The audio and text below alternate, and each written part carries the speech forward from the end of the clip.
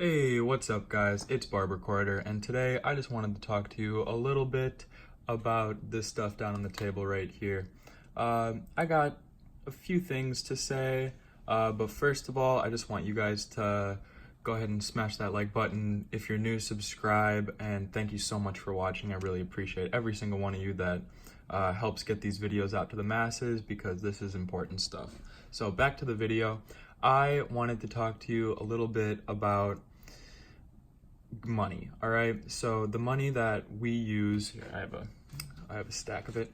So this type of stuff right here, this type of stuff is not, it's just paper, right? I mean, it says $100 on it, but what's the difference? What's making this worth more than this? What's making this worth 100 times more than this? It's just because people tell you that one has more value than the other, because inherently the value is a big fat goose egg, zero. There's no value except for maybe, I think that airs are cool and stuff like that, where it's like actually kind of rare. Mint airs, stuff like that. I like the old currency that actually was backed by silver and gold. I'm getting a few silver certificates that my grandpa is giving me, and I think that stuff is cool. I think that stuff has a little bit of inherent value, but other than the paper that it's printed on, it's really not worth that much, is it? But we kind of have allowed since 1913 for this entity called the Federal Reserve to come through and bulldoze our wealth. And they create this stuff called credit, and it's fake money that they give out to you and expect you to pay real money back. It's just a big hoax. It's just a big old hoax that the government is trying to subsidize and keep a secret.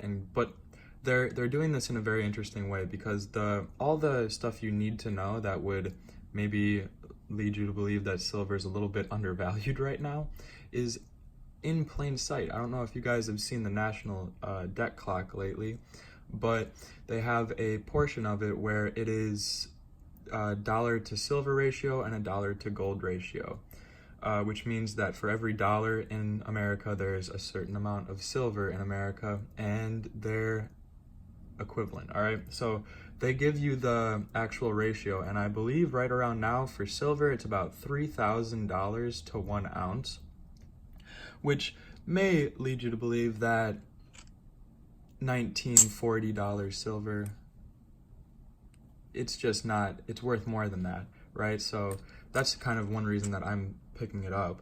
But the gold on the dollar to gold ratio on the debt clock is over $30,000 to 1 ounce of gold.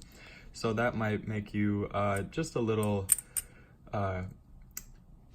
confused on why, if the government has big hordes of this stuff, why is it still so cheap? And for silver's reason, it's because it's an industrial metal, and a lot of people need a lot of silver.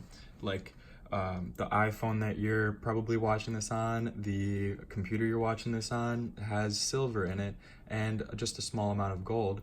But if the prices of these were to just exponentially increase, the phone you're holding is probably gonna go up a little bit in price, huh? So these things are important, and they're just not being talked about. I mean, the people who decided that our education system was going to not include financial education were the people that wanted us to be workers in the first place. I mean, when you go to school, you learn, oh, bell rang, I get to go eat. Oh, bell ring, back to work. They're teaching you how to be workers in a factory. And the overwhelming amount of the population is actually an employee. So the only way to kind of separate yourself from all this noise that the Fed and the government are making is this stuff down on the table right here. This stuff is almost like financial protest in one way or another. Like, if this stuff started to take the place of this trash right here again, where if you go down to the store and try to hand someone a $100 bill, they will be like, well, we're actually trying to move away from cash, so if you either have a credit card or any silver or gold. But that, I have a feeling if you're going to the store, then you're not going to be able to pay for stuff with this. But definitely person-to-person transactions, this is going to be your best friend, right? I live in Portland, and we actually have an autonomous zone that's been declared just a few blocks away from my house. And we've been watching everything that's unfolding with the beer flu, and if there happened to be an earthquake or, God forbid, a volcano eruption where I live, I could just see that completely devastating the people around us and getting them very scared. And what happens when people are scared? Panic and rioting, and nothing good happens when people are scared. So that is why I am trying to take myself out as much as I can of the financial system and keep as much actual wealth in gold and silver as I possibly can, while allowing myself to be able to pay debts and actually live a half normal life. But I hope you guys enjoy this video. If you agree with me, please leave some comments down in the comment section below. Go ahead and like this video so we can spread this news out to the masses. And thank you so much for watching, everyone. Have a wonderful day and stay safe.